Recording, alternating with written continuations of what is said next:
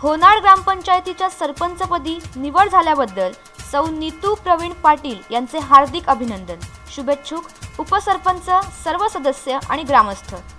होनाड तालुका खालापूर। तालुक्यातील रस्त्याची झालेली वाताहत पाहता अलिबाग रेवस रस्त्याबाबत सुरक्षित मार्ग आंदोलन समितीने रास्ता रोको आंदोलन केले।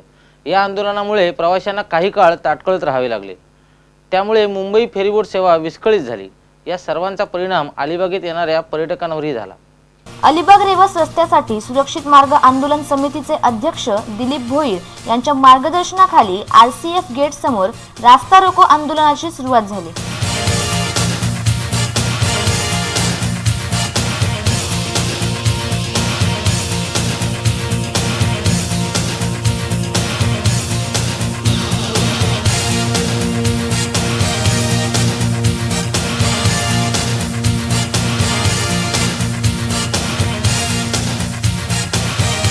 यावेळी परिसरातील अनेक ग्रामस्थ, ग्रामपंचायत समिती सदस्य उपस्थित होते।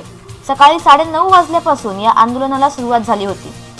RCF गेट समोर चक्काजाम आंदोलनामुळे अलिबाग रेवस मार्गावरील दोन्हीकडील वाहतूक काही काळ ठप्प झाली होती।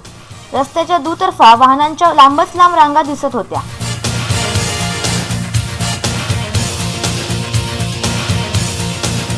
गेल्या काही वर्षांपासून अलिबाग रेवस रोडची दुरुस्ती न झाल्याने या रोडवर खड्ड्यांचे साम्राज्य माजले होते। अलिबाग मुंबईला जवळ असल्याने पर्यटकांची पहिली पसंती आहे। या खड्ड्यांमुळे पर्यटकांचा ओघ कमी झाल्याने त्याचा परिणाम येथील पर्यटन व्यवसायावर झाला होता। सुरक्षित मार्ग आंदोलन समितीचे अध्यक्ष दिलीप भोईर यांनी बांधकाम विभागाचे उपअभियंता देशपांडे यांची भेट घेऊन सदर रस्त्याला 12.5 कोटींचा निधी मंजूर झाल्याचे सांगून 15 नोव्हेंबरला रस्त्याचे काम सुरू होईल असे लेखी आश्वासन दिल्यानंतर हे आंदोलन मागे घेण्यात आले। एरियातल्या म्हणजे साधारणतः 17 ग्रामपंचायती आहेत, त्यातले सर्व सरपंच, सर्व पदाधिकारी आणि त्याचबरोबर इथले सेवाभावी संस्था आणि स्थानिक स्वराज्य संस्था यांनी आजपर्यंत ह्या रस्त्याची जी मागणी केली होती आणि त्या मागणीच्या भूमिकेत आज त्यांनी खऱ्या अर्थाने रस्त्यावरती उतरून जनआंदोलन केला।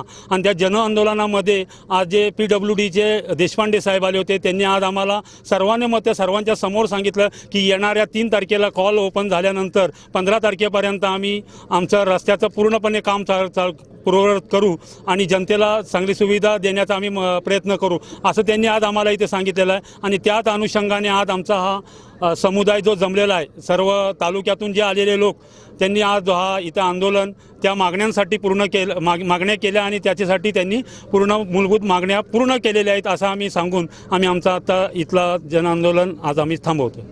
यावेळी आंदोलनादरम्यान कोणताही अनुचित प्रकार घडू नये यासाठी जिल्हा पोलिसांनी फौजफाटा तैनात केला होता।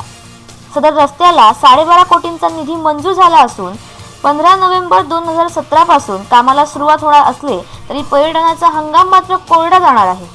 यंदाच्या पावसाळ्यातही अलिबाग रेवस प्रवास करणाऱ्या प्रवाशांना खड्डेमय रस्त्यानेच प्रवास करावा लागणार आहे। या खड्डेमय रस्त्यापासून तुर्तास तरी अलिबागकरांची सुटका नाही हेच खरे।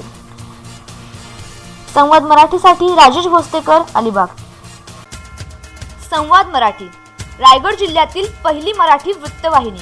अपडेट रहा आमच्या सोशल साईट सोबत। लाईक करा आमच्या फेसबुक पेजला, फॉलो करा ट्विटरवर किंवा बातम्या आणि व्हिडिओजसाठी आमच्या YouTube चॅनलला सबस्क्राईब करा।